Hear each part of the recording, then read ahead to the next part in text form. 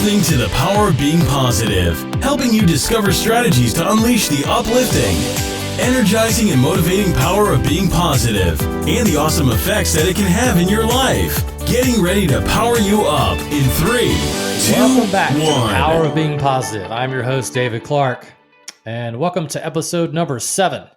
Episode number 7 is actually going to have 2 parts. The guest and I that I had on got into a pretty great conversation that lasted about 45 minutes total. So I'm going to break the episode up into 2 segments for you so that it'll be a little easier for you to digest.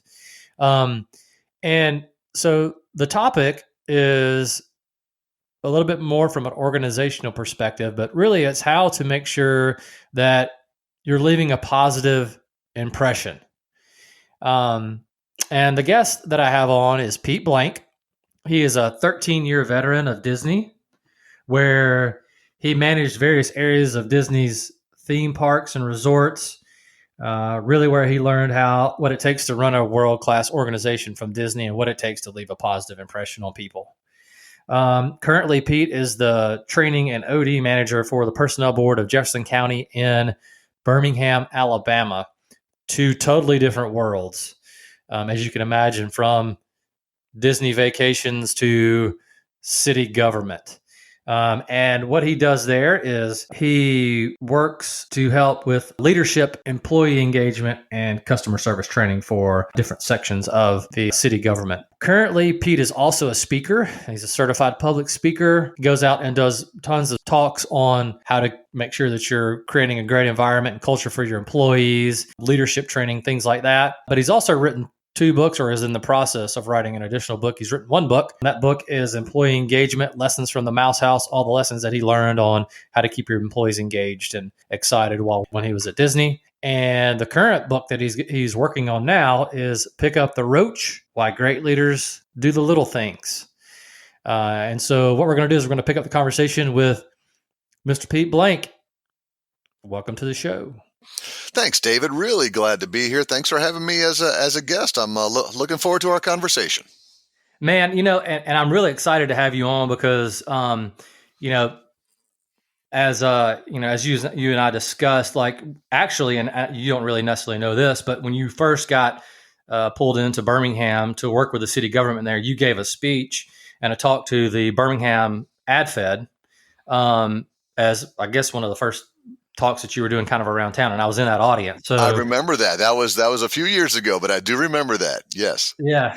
So I got to know about you then, and then and then through my other business that I was part of previously, we actually got to sit down and talk more in depth, and I got to read, your book as well. So again, I'm really excited about this because anybody that doesn't necessarily know Pete knows that. This man operates on another level of, he always has a smile on his face. He always has positive words for people. I mean, I'm serious. Like you walk in and you feel the presence of like just happiness and joy coming off of you. So for me, like I said, when I first started to think about doing this podcast, before I really even recorded my first episode, I started to write down a list of people who I wanted to have on, and you were the top of the list. So again, this is exciting for me. So I appreciate your time, taking the time to do this. No, I'm happy to be here, and thank you for saying that. I mean, it's you and I talked a little bit before we started recording about how it's tough to be positive all the time. It's tough to like always be in a good mood, but I just try on a regular basis to kind of just look at the big picture, see what I've got going on in my life. You can look at anything in the news these days and see how tough things are in different countries, in different areas of the United States. And so, sometimes we just take and look at what we don't have and get all frustrated with that. And what I really try to do is focus every day on what I do have in my life, and just try to keep that positive mindset. Otherwise, kind of like you said on your previous podcast, you just can't live negative all the time, or your life's going to be miserable. Absolutely.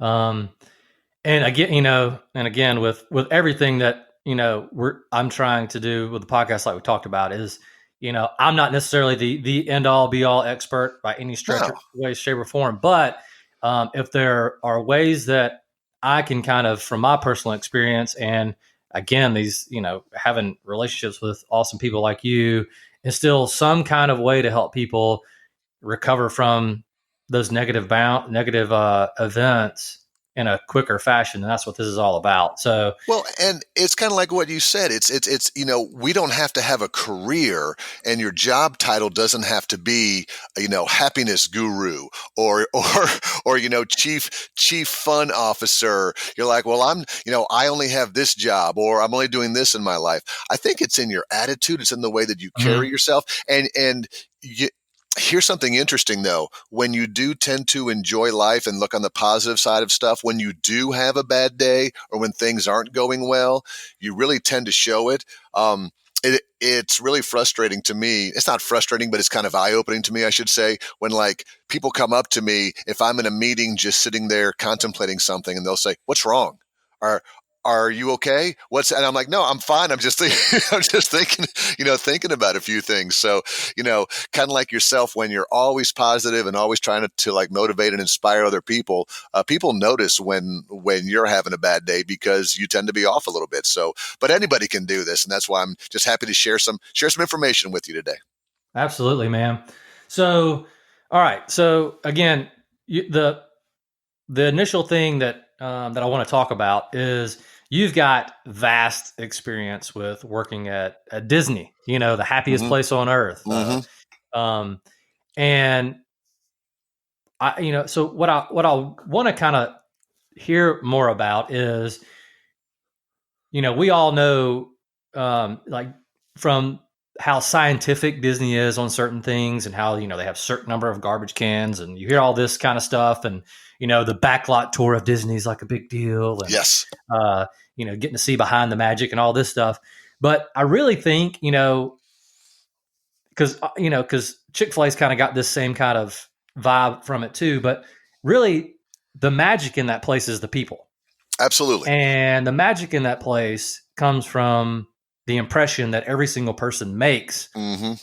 Every single person, like every single person makes on an individual.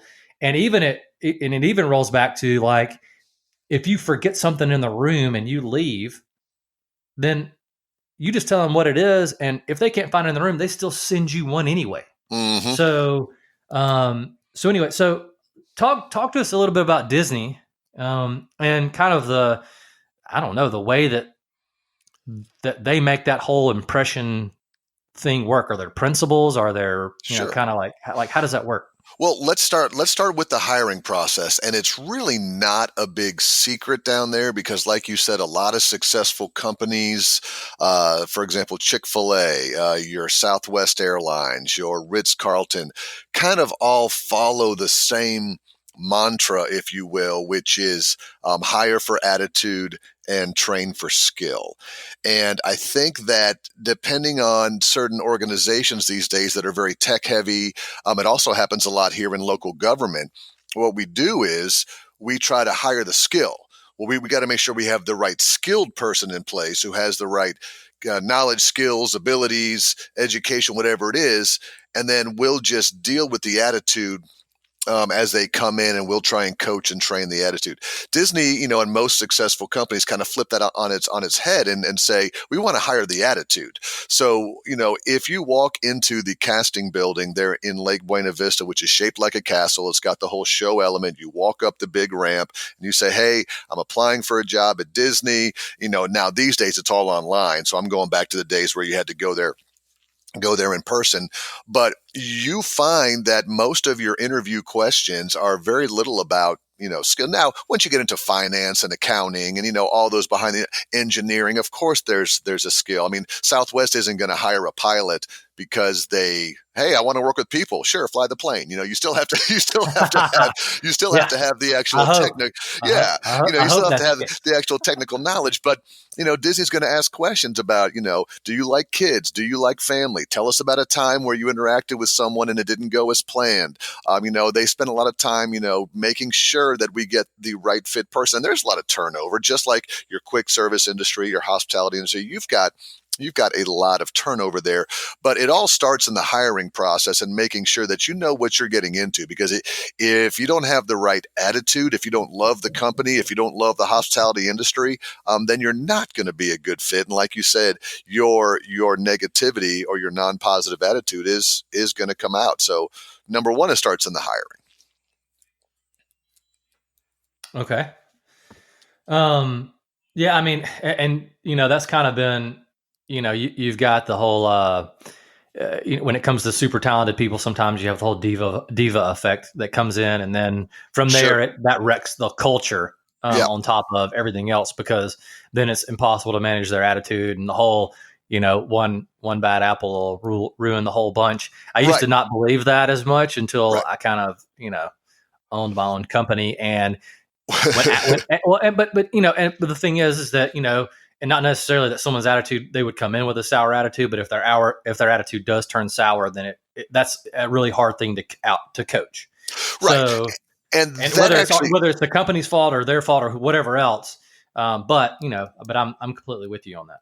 it's very difficult to coach a bad attitude. You end up calling training and HR and what can we do with these people? And that's why the second step after the hiring process is so important, which is kind of like your first few days of training. Depending on different organizations, some places where I've worked, the whole training is something like, okay, sign here for all the violations, sign here to know what your benefits are. Okay, here's your keys, here's your radio, here's your desk, get to work, I'll check on you. In a little while, and Disney is again going to spend more time with you up front. You're going to go through a full day about company culture and why do we exist, and why did you decide to work here, and the history and how you're part of something bigger. Purpose is a big part, I think, of being positive. I do some talk sometimes on motivation, and Daniel Pink has a great book called Drive, and it's all about what motivates people. And three of the things he talks about in that book are autonomy, mastery, and purpose. And like, if you want people to be positive and motivated and engaged in the workplace, they've got to have a little bit of autonomy and they've got to have some mastery, be good at what they're doing. But he really focuses in on just overall purpose. And again, to get everybody at Disney to believe that your overall purpose is to provide happiness. Your overall purpose is to provide the best in family entertainment. Your overall purpose is to make sure that every guest has a good time. It doesn't matter if you're working at the Dumbo ride at the Magic Kingdom, or if you're working at a hotel front desk at the Grand Floridian, or if you're working in custodial over in a parking lot or Epcot. I mean, you still have this agreement. You've got to buy in to your purpose. That yes, I'm only one of 60,000 people, and that's what their current numbers are. It's between 60 and 68,000 on any given day. I'm just one person here, and if I don't have the right purpose in my mindset of that I'm doing this for a bigger reason, a calling, a guest experience, then I'm just a person pressing the Dumbo ride all day. And my smile, my attitude makes no difference to anybody. So leadership really has to share that purpose. Yeah, absolutely. Yeah, because that I was reading a book, another book. There's another book called Another Power book. Score. Well, no, it's called Power Score.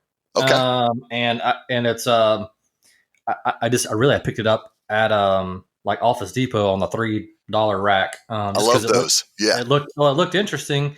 And one of the things that they say, in the book is that obviously, purpose and making sure that your employees understand the purpose of what it is that you're doing in your vision is very important, but not just the fact that they understand it, but they hear and see it every single day, Mm-hmm.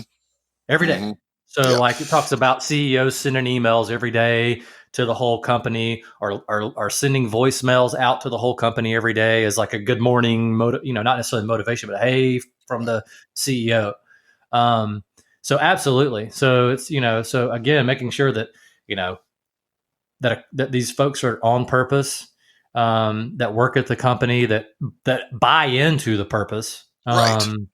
and that they see it and hear it, I guess, from their upper tier leadership every day too, to reinforce it.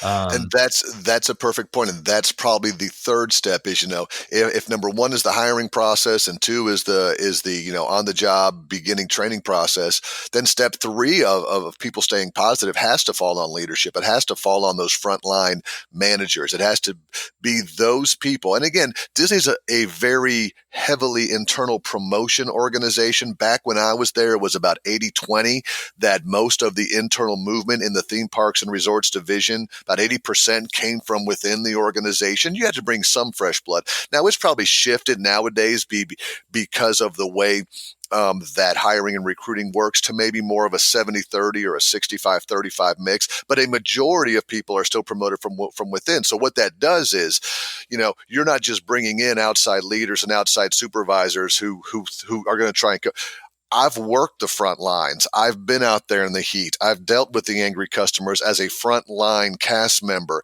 Now, when I get promoted into management roles and into these upper tiered positions, I remember I was there, and it's a lot easier for me to relate to people because, being positive is hard every day when you're down there, when it is crowded, when it is hot. I'm not sure if you've ever been to a Disney theme park during spring break or July 4th or New Year's Eve, August. but yeah, We went August one time. don't do that. The Disney company probably just wanted me to say, no, stop, do not go, man. It is hot. And the cast members do their best job, but just that heat down there causes everybody to be just a little bit on edge and a little bit. One stroller running over one person's toes or running up the back of someone's ankles can set off something bad. So leadership, that is, you're exactly right. That is the key, not just to take a purpose and stick it on a wall or take a mission, vision, and values and put it on the back of your ID card. It has to be talked about. It has to be lived. It has to be enjoyed. It has to be, really Celebrated. a part. Yeah. It has to be part of the overall culture. Yeah. Okay.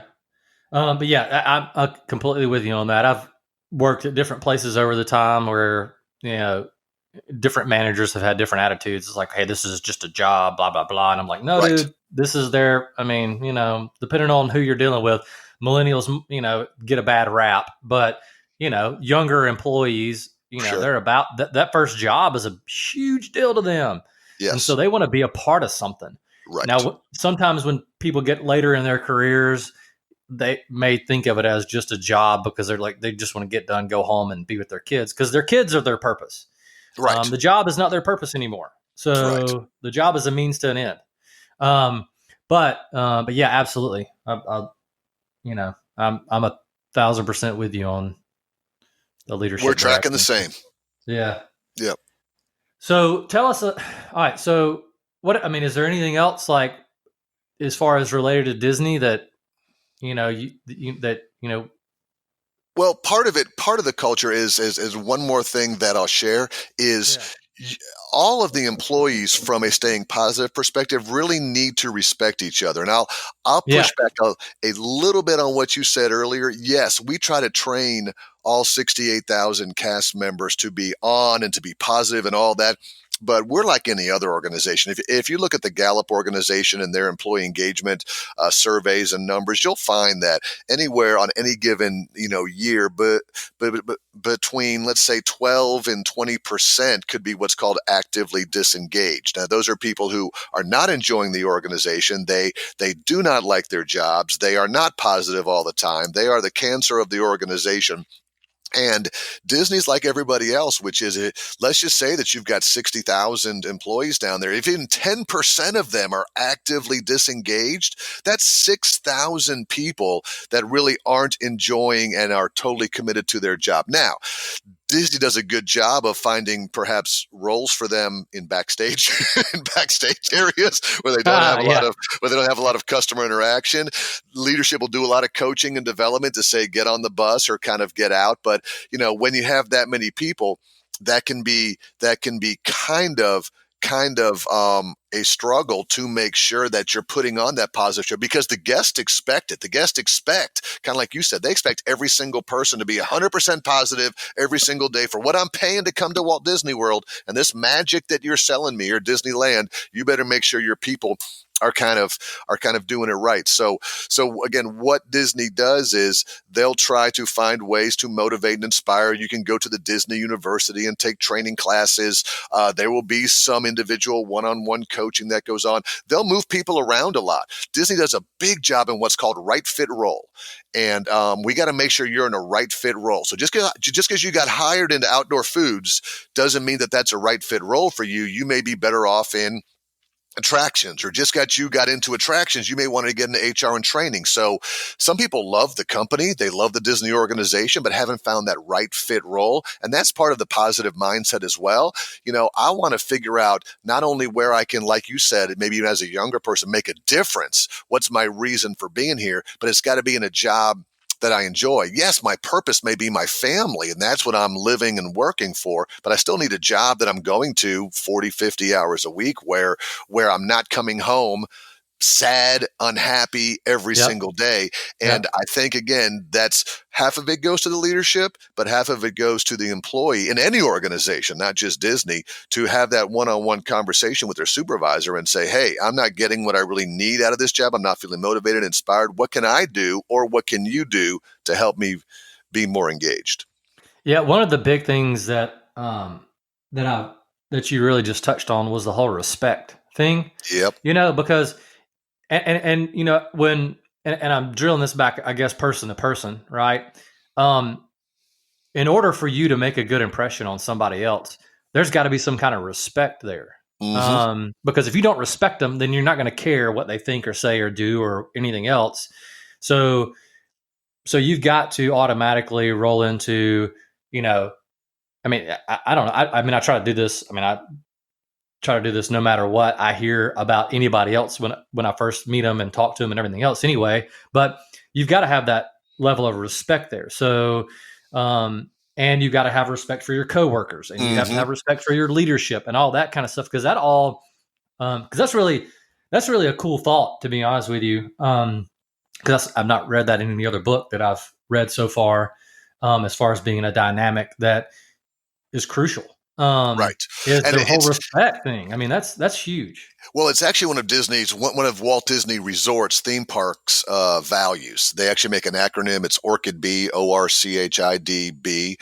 I'll tell you, if you make an acronym, I can remember stuff. That's so. For those of you who are listening or thinking about making it, make it an acronym. So, openness, respect, or courage, honesty, integrity, diversity, and balance. So they've got respect built into. This is one of the 7 core. If you're going to work here in this organization, you better make sure that your personal values align with our corporate values, because otherwise you're not going to be positive. You're not going to be making positive impressions. You're not going to be building relationships. So respect has to be there. Oh, you work in outdoor foods. Well, I guess you couldn't get a job in attractions. Oh, you're wearing a suit and tie. You must be an important finance person. I'm just a person working the Dumbo attraction. None of that exists. Everybody has to say everybody's respecting everybody's role, because everybody's role plays a huge part in it. So yeah, part of it is it's a core value. So yeah, respect is a big one. Yeah, and then it goes for respecting your customers. Oh my word, yes. Because if you respect your customers, then obviously you're going to have a better attitude towards them and want to make a better impression and understand that, the bigger thing I think really with a lot of this is just that, they say first impressions matter, but I in all honesty, I believe that every impression really matters a lot. And so beyond just your first impression, the respect level that you have for that person going forward shows. And then if you don't continue to show them some kind of respect, then obviously, you lose camaraderie and everything else with them. So, and I totally agree with you, David. I think, and this is a struggle with the customer service industry and just the hospitality industry, or any industry these days that has customer interaction, is customers are becoming more and more entitled. Customers are having higher and higher expectations. We can blame it on whatever you want. We can point to the introduction of the internet. We can point to the introduction of big organizations like Amazon. We can point to the smartphone being in, but I want something now. I want it right away. I want it with very little interaction. I want it, so, we've gotten to a place where I can go on my phone, click a button, have something show up at my house in 48 hours with no problems whatsoever. So if that's how the world is working today, I don't understand what happens when I get to Walt Disney World and my ticket doesn't scan properly and it's taking you 10 minutes to fix it. What kind of organization is this? It's taking you 10, it's taking you 10. What is wrong? That's where, back in the day, it used to be, I understand, thanks for working it. Or, we have to put these signs up in grocery stores now that say, we'll open a new line if there's more than 3 people. Really? Yeah. You can't wait through 3 people to get your groceries checked? I mean, we've just become this sort of impatient, entitled society. So going back to your original point, boy, staying positive and looking at the big picture and having a positive impact on people, that's a skill set. Part of it's attitude, but part of it is also a skill set that Disney needs to train its employees. And I do this in local government as well. You really have to train people on how to deal with either angry customers or customers that are a little more short-tempered, or just, it's a skill set that people need to continually be trained on, because myself included, we're becoming harder. Customers are becoming more demanding. Yeah, and I can imagine that the lack of patience, that it's even more difficult in city government than it is at Disney. From a dealing with the customer aspect of it, because I know that, because look, when you're on vacation, you're going to be in a little bit happier mood. Absolutely. You're going to you're going to be just a touch more patient, because you're going to be there with your kids, and you don't want to yell and scream in front of your kid, all this stuff. But when you get down to the DMV and you're having to sit down there for, I don't know how long, you're going to be a lot less patient, because it takes a whole lot longer to do something that everybody thinks is a menial task. Correct. Renew my license. I'm being forced to do this. Right. So I can imagine that is even more difficult, because it's, there's only so much of a beating that one person can take before they're going to want to lash back out. Absolutely. So talk a little bit about, I guess slightly the differences between what you have to do with Disney and the government, the government work that you do now. What are some of the a few differences that, I don't know, that you kind of have to work around? Sure. Well, when I moved to Birmingham, Alabama, I really didn't intend on staying in local government more than about a year. I thought, we left Disney, we moved back to Alabama here to be closer to family. And I thought, I'll do this for about, a year or so, and then I'll go back into the corporate world, or I'll go out and do more consulting and speaking and influence. But here's what happened along the way that I tell everybody. I fell in love with government, and I fell in love with the people of government. Well, this is where we're going to end part 1 of episode 7. I hope you have really enjoyed it. To get more information about Pete, you can go to peteblank.com, and that is peteblank.com. He's available for speaking engagements and things like that. Or if you want to learn more information about him in general and his book, please go check him out. Also, again, thanks for listening in. Part number 2 for episode 7 will be coming out probably next week. Once I have a chance to kind of edit it out and all that fun stuff. But again, thanks for listening along. Thanks again for all the positive encouragement, the reviews, and the ratings and things like that you all have left me. I really appreciate it. Have a great day, and talk to you soon. Bye-bye. You've been listening to the Power of Being Positive podcast. To get more tips sent to your inbox, visit powerofbeingpositive.com.